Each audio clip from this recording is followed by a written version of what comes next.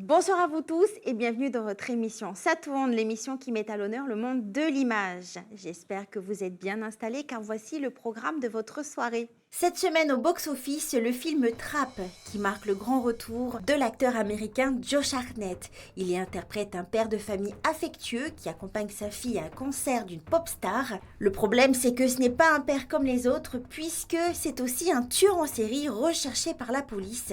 La police qui a organisé exprès cet événement pour pouvoir l'attraper.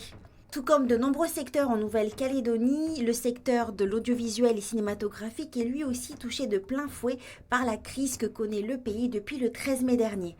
On en parle justement ce soir avec mon invitée du jour, la productrice et réalisatrice Elisabeth Oplin.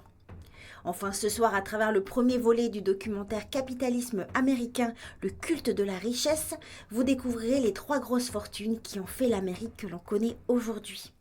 Que de belles choses à découvrir ce soir dans votre émission et ça commence tout de suite avec la sélection de films que j'ai faite pour vous, que l'on découvre dans votre chronique à l'affiche.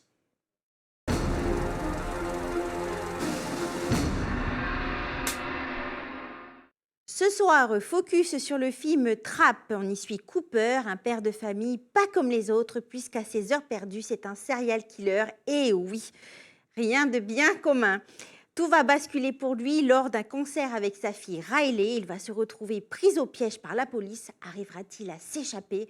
On regarde la bande-annonce.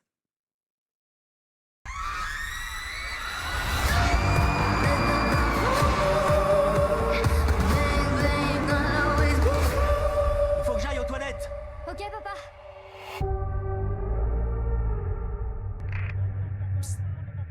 C'est quoi tous ces policiers partout? Je suis pas censé vous le dire. Vous connaissez le boucher?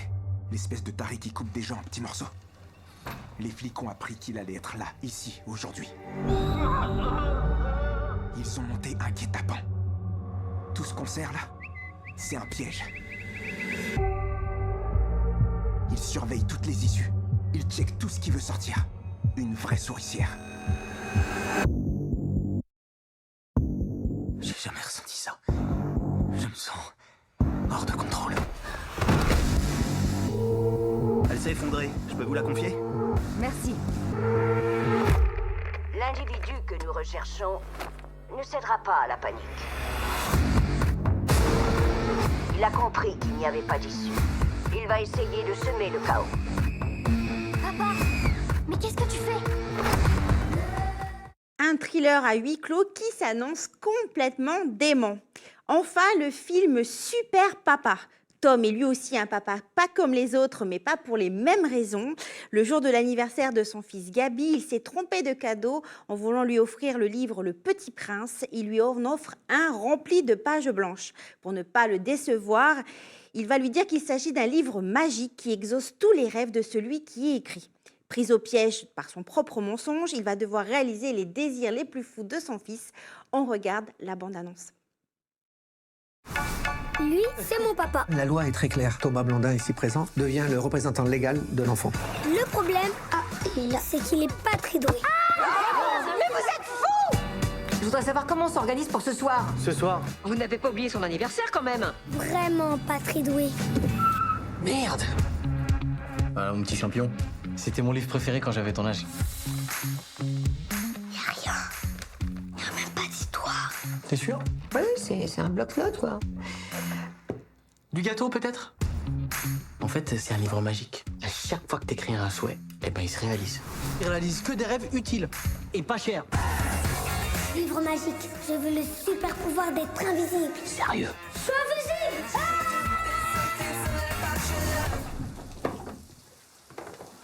Tu frottes bien, hein? Bah oui. Une comédie familiale, touchante et pleine d'humour à ne pas rater. Ces deux films sont à retrouver dès demain dans vos salles de cinéma habituelles. À noter que le Ciné Driving réouvre ses portes le jeudi 8 août avec une séance à 18h15 chaque mercredi, jeudi et vendredi. La filière audiovisuelle et cinématographique en Nouvelle-Calédonie est un secteur d'activité porteur qui compte aujourd'hui 165 professionnels. Un secteur qui a généré en 2020 un chiffre d'affaires estimé à 1,3 milliard de francs CFP. C'est un secteur qui, je le rappelle, participe à la promotion du patrimoine local, à la dynamisation de la production artistique ainsi qu'au rayonnement et la valorisation de la Nouvelle-Calédonie en métropole et à l'étranger. Mais la crise sans précédent que connaît le pays depuis le 13 mai dernier a changé la donne. Report ou annulation de tournage, absence de financement, ce n'est pas moins de 160 personnes qui sont impactées. Mais dans ces conditions, comment cette filière va-t-elle se relever? On en parle ce soir avec mon invitée du jour, Elisabeth Oplat.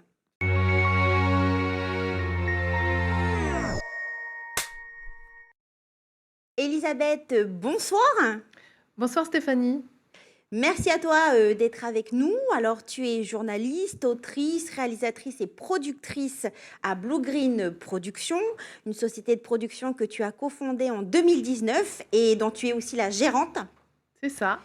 Alors, avant de parler des conséquences que cette crise a sur la filière audiovisuelle et cinématographique locale, il était important, à mon sens, d'en apprendre un peu plus sur son fonctionnement. Alors, peux-tu nous parler dans un premier temps de comment cette filière fonctionne en temps normal, c'est-à-dire avant les émeutes? Oui, tout à fait. Alors déjà, il faut savoir qu'une partie des programmes de télévision sont produits par des sociétés de production indépendantes, donc aux chaînes de télévision.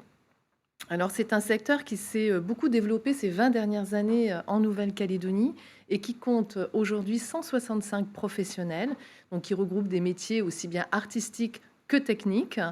Donc ça va des réalisateurs, auteurs, acteurs, maquilleurs, chefs opérateurs, prise de vue, prise de son, monteurs. Enfin bref, on a énormément de métiers. Et donc on a également 35 sociétés de production audiovisuelle aujourd'hui en Nouvelle-Calédonie. Alors son fonctionnement, c'est très simple. C'est une filière qui s'est beaucoup développée, comme je le disais, ces 20 dernières années, grâce aux mesures de soutien mises en place en Nouvelle-Calédonie. Donc avant 2017, c'était les 3 provinces et le gouvernement. Et puis depuis 2017, tout le monde s'est regroupé dans un fonds audiovisuel et cinématographique qui est abondé par les 3 provinces, les 3 chaînes de télévision de Nouvelle-Calédonie, donc Calédonia, Nouvelle-Calédonie la première et Canal+ Calédonie, et également des acteurs privés. Et le gouvernement, bien entendu. Donc, ce fonds de soutien représente un guichet unique qui vient donc soutenir tous les projets des producteurs audiovisuels de Nouvelle-Calédonie, donc que ce soit du magazine, du documentaire ou encore du film de fiction. Là, j'ai une petite pensée pour le Festival du cinéma de la foi, bien entendu. Donc, ce fonds se regroupe sous forme de commission 2 fois par an. On a une commission en avril et une commission au mois d'octobre, donc avec un jury. Et donc, ils décident de soutenir les projets et à quelle hauteur. Donc, ça peut aller entre 40 et 60% du financement des projets. De leur côté, les chaînes de télévision financent entre 25 et 50% des programmes. Et donc, charge aux producteurs d'aller chercher le reste des financements. Donc voilà, ça c'est le fonctionnement de la filière audiovisuelle en Nouvelle-Calédonie, qui est extrêmement dynamique parce que très bien soutenu. Mais justement, qu'en est-il de son fonctionnement depuis le 13 mai dernier? Alors effectivement, comme tous les secteurs en Nouvelle-Calédonie, cette filière et ce fonds donc fonctionnent en mode dégradé. Donc nous avons bien eu une commission au mois d'avril qui a acté des soutiens à plus d'une vingtaine de projets, sauf que l'arrêté devait être signé au mois de mai. Bien sûr, il n'a pas pu l'être, donc tout a pris du retard. Et l'arrêté vient seulement d'être signé il y a une semaine. Donc ça veut dire que les fonds que nous devions recevoir au mois de juillet pour continuer à travailler, eh bien, nous ne les avons pas eus et nous ne savons pas quand nous les aurons, puisque vous connaissez l'état des finances de la Nouvelle-Calédonie. C'est très compliqué pour tous les secteurs. Mais voilà, il faut savoir que ces 2 commissions à l'année permettent aux productions d'être dynamiques et d'avoir constamment des programmes de télé dont les chaînes ont besoin, hein, bien sûr, pour remplir leur case, d'avoir constamment des films, des documentaires et des magazines en cours de production. Là, on a appris que nous n'aurions pas de 2e commission au mois d'octobre et donc ça remet grandement en question notre volume de production et notre mode de fonctionnement. Par ailleurs, eh bien, nous pouvons difficilement tourner en dehors de Nouméa. Alors déjà, on n'a plus de trésorerie, mais en plus, on a quand même des problématiques de déplacement pour aller tourner en brousse et aux îles. Alors justement, je l'ai dit précédemment, toi, tu es productrice et réalisatrice à Blue Green Productions. Alors concrètement, quels sont les impacts directs et indirects de cette crise sur ta société? Alors, le premier impact, ça a été, nous, on devait partir tourner le lundi 13 mai. Voilà, on était prêts avec notre équipe. On devait partir tourner en brousse. Donc, clairement, on n'est pas parti. Et ça fait 2 mois et demi qu'on ne peut pas tourner. Parce que moi, l'essentiel de mes tournages, il est quand même en dehors de Nouméa. Donc, on n'a pas pu travailler. Donc, on n'a pas pu livrer les chaînes. Et puis, la deuxième conséquence, c'est comme toutes les sociétés de production calédoniennes aujourd'hui, c'est plus de trésorerie. Et donc, on ne fait plus travailler tous ces professionnels dont j'ai parlé tout à l'heure, 165 professionnels. On ne les fait plus travailler. La plupart sont dépatentés, donc qui sont aujourd'hui en très grande difficulté. Donc voilà, l'impact, il est... Et puis, bien sûr, j'ai dû aussi me passer d'une collaboratrice qui avait commencé à travailler avec moi cette année et avec qui j'avais beaucoup de projets. Et donc, voilà, j'ai dû me passer d'elle. Alors ça, c'est l'impact pour moi. Il y a, bien sûr, je suis très solidaire avec les autres producteurs et beaucoup sont dans de grandes difficultés, ont même dû rendre leurs locaux parce qu'ils ne pouvaient plus assurer leur loyer.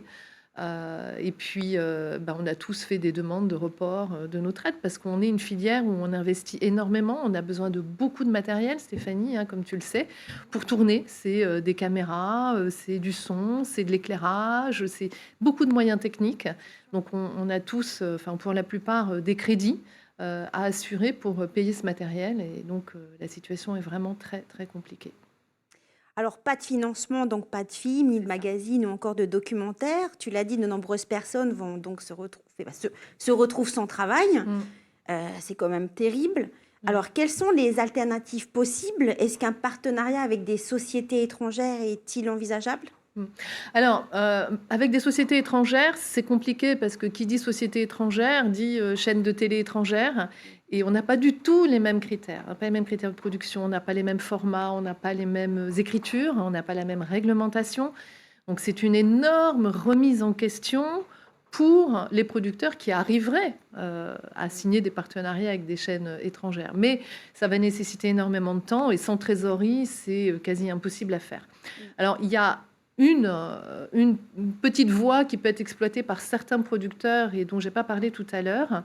La Nouvelle-Calédonie a un partenariat avec le CNC, le Centre national du cinéma, donc qui soutient l'audiovisuel dans l'Hexagone. Et donc, les producteurs de Nouvelle-Calédonie peuvent avoir accès à ce CNC. Alors, en mode sélectif, c'est-à-dire qu'on passe devant un jury. Alors, autant vous dire qu'il faut avoir le bon projet, très bien écrit, avec des dossiers extrêmement développés. Et puis, c'est aléatoire puisqu'on passe devant un jury. Donc, alors, certains producteurs calédoniens arrivent à obtenir du CNC de cette façon-là, mais d'autres, c'est plus compliqué. Donc, on a aussi la possibilité de faire des coproductions avec des producteurs de l'Hexagone. Encore faut-il avoir les bons contacts et puis avoir des projets qui vont intéresser ces producteurs.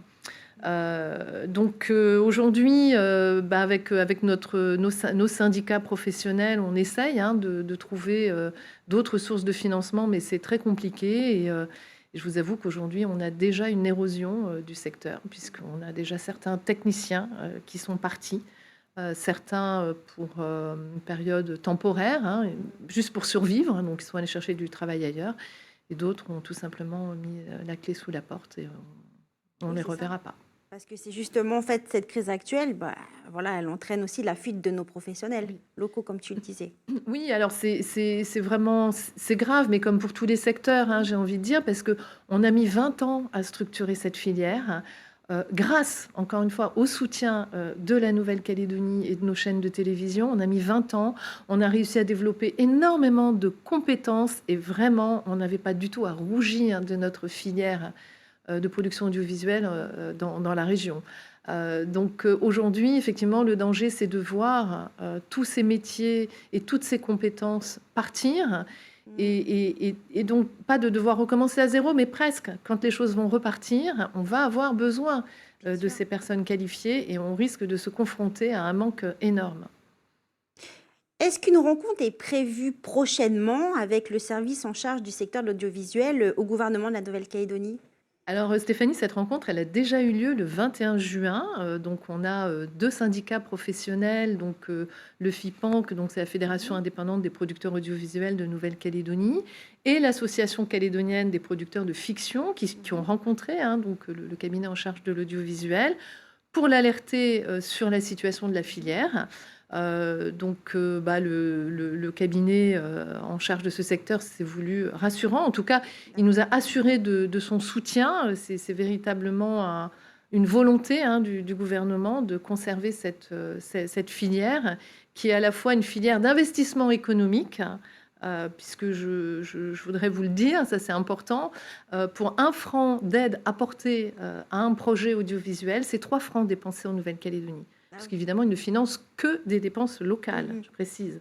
Donc, quand le gouvernement donne 1 franc à un projet, c'est 3 francs qu'on dépense en Nouvelle-Calédonie. Donc, nous sommes une filière d'investissement qui est important de soutenir. Et puis, bien sûr, de soutenir également tout l'aspect créatif de nos professionnels. Donc, ça nous a rassurés. Bien entendu, la situation économique de la Nouvelle-Calédonie elle touche tout le monde, donc on sait que les choses vont prendre du temps, mais ça nous a rassurés. Et puis la signature de l'arrêté qui prend acte de l'aide de nos projets, donc déposés en avril, ça aussi, ça nous a rassurés.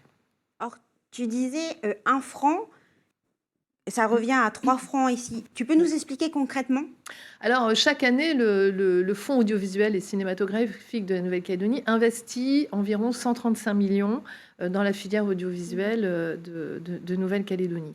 Donc, par exemple, moi, on va me donner 1 million sur un projet, à titre d'exemple. Avec ce million-là, eh bien, je vais faire travailler des gens. Donc, je vais faire travailler un caméraman qui, lui, de son côté, achète une caméra, achète des optiques pour sa caméra, consomme, paye des charges fiscales et sociales, etc. Je vais faire appel à un opérateur prise de son, à une maquilleuse, qui elle aussi va avoir besoin de matériel, etc. Donc tous les gens que nous allons faire travailler sont des gens qui vont consommer localement également et qui vont payer leurs charges, les loyers, le matériel, les impôts de RUAM, etc., etc. Donc, on multiplie en fait l'argent qu'on nous donne, on le multiplie, on lui fait faire des petits quelque part. Donc, chaque année, 135 millions d'investis rapportent 405 millions à la Nouvelle-Calédonie. Alors tout ça, je précise, Stéphanie, est très contrôlé, puisque à partir du moment où on touche des fonds publics, on a des comptes à rendre. Et donc, tout est contrôlé, on ne finance que les dépenses locales. Tout cet argent reste en Nouvelle-Calédonie, pour les Calédoniens. Dernière question, Elisabeth. Donc, tu investis dans ce secteur depuis des années maintenant. Quel message aimerais-tu passer par rapport à l'avenir de cette filière ? Alors, moi, je voudrais dire quelque chose. C'est très important pour un territoire, un pays, une région, d'avoir sa propre filière audiovisuelle. Cette filière, elle permet déjà de valoriser le patrimoine calédonien, qu'il soit culturel, social, environnemental, humain. Et puis, il permet d'apporter un regard indépendant également des chaînes de télévision. Notre métier, c'est aussi de trouver des diffuseurs à l'extérieur du pays. Donc, elle permet de faire rayonner la Nouvelle-Calédonie, pas seulement au niveau local, mais aussi au niveau régional et international. Donc, c'est extrêmement important. Et puis, d'apporter un autre regard sur les enjeux sociétaux et humain donc de notre territoire. Donc c'est important de continuer à soutenir cette filière, pas seulement pour faire travailler des gens, même c'est important, mais aussi pour faire connaître la Nouvelle-Calédonie en dehors de la barrière de corail. Je dis que c'était la dernière question, mais est-ce que tu penses que cette filière va se remettre de cette crise? Alors bon, moi je suis je suis d'un naturel optimiste, donc j'ai envie de dire, que comme toutes les filières, on a envie de se relever. Donc là où il y a, une envie, il y a un chemin. Donc oui, je pense qu'on va y arriver. Ça va prendre du temps. On va sûrement apprendre à travailler différemment, avec moins, également. Et là, le grand défi, Stéphanie, ça va être de travailler avec moins de moyens, mais de conserver la même qualité. Ça va être très compliqué pour nous, parce qu'il ne faut surtout pas qu'on perde en qualité. Mais oui, je pense qu'on va arriver à se relever, parce que moi, j'ai confiance en l'humain et j'ai confiance en la Nouvelle-Calédonie. Elisabeth, notre échange touche à sa fin. Merci à toi d'avoir été avec nous. Merci pour ton invitation, Stéphanie. Alors le cinéma, tout comme les films documentaires, éveillent en nous bien des émotions. Il nous aide très souvent à mieux comprendre l'histoire d'un pays. C'est ce que l'on va découvrir tout de suite dans votre chronique L'Infodoc.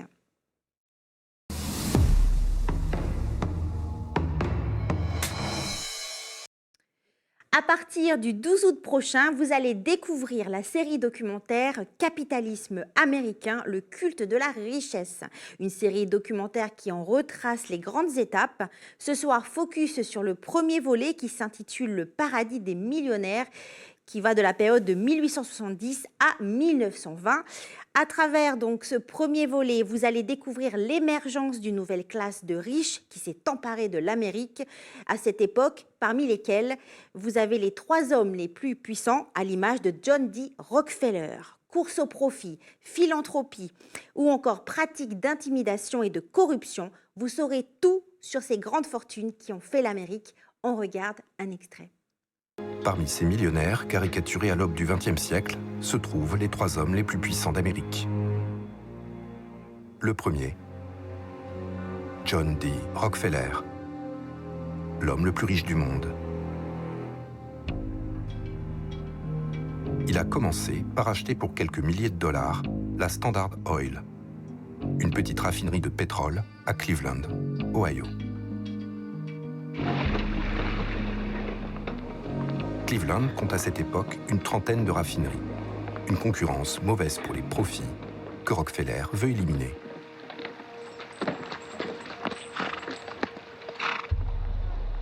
Il va, disons, discrètement s'arranger avec la compagnie ferroviaire qui achemine le pétrole de Cleveland vers les grandes villes du Nord.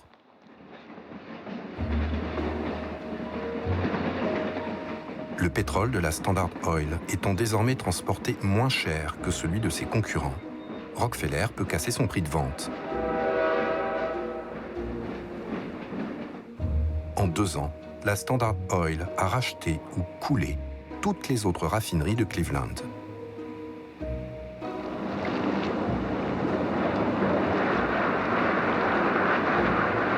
Jusqu'à devenir un mastodonte qui contrôle 90% du pétrole américain. Dans le prochain volet, il sera question du krach boursier de 1929 qui a précipité l'Amérique dans la Grande Dépression. Malheureusement, le New Deal du démocrate Roosevelt, réélu en 1936, n'a pas réussi à venir à bout de cette crise et échouera d'ailleurs à faire casquer les riches. Finalement, c'est la Seconde Guerre mondiale qui va sortir l'Amérique et relancer son économie. Mais en attendant, sachez que ce premier volet est à retrouver sur Calédonia le lundi 12 août dès 19h55. Enfin, ce dimanche, ça va faire 10 ans que l'acteur américain Robin Williams nous a quittés. J'avais envie de lui rendre hommage car j'adore cet acteur et ça tombe bien car King Taz nous emmène dans les coulisses du tournage de son film Madame Doubtfire, un classique du cinéma hollywoodien. C'est l'heure de votre chronique L'envers du décor.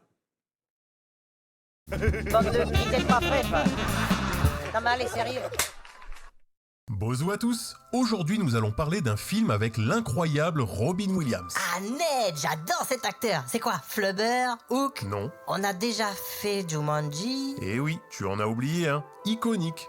Madame Doubtfire. Mais oui! Madame Doubtfire est un film réalisé par Chris Columbus et Robin Williams lui-même. Ah ouais? Pour la petite histoire, Madame Doubtfire a vraiment existé. Enfin presque. C'était un magasin à Édimbourg tenu par une dame du nom de Annabelle Coutts. Un magasin qui vendait de tout et n'importe quoi. Un magasin atypique pour un propriétaire atypique. Ah ouais, elle fait peur un peu quand même, hein? Une autrice, Anne Finn, s'est inspirée de cette histoire pour écrire un livre. La femme de Robin Williams, à l'époque, adore le livre et le fait lire à son mari. Ils ont une société de production ensemble et décident alors de lancer l'aventure.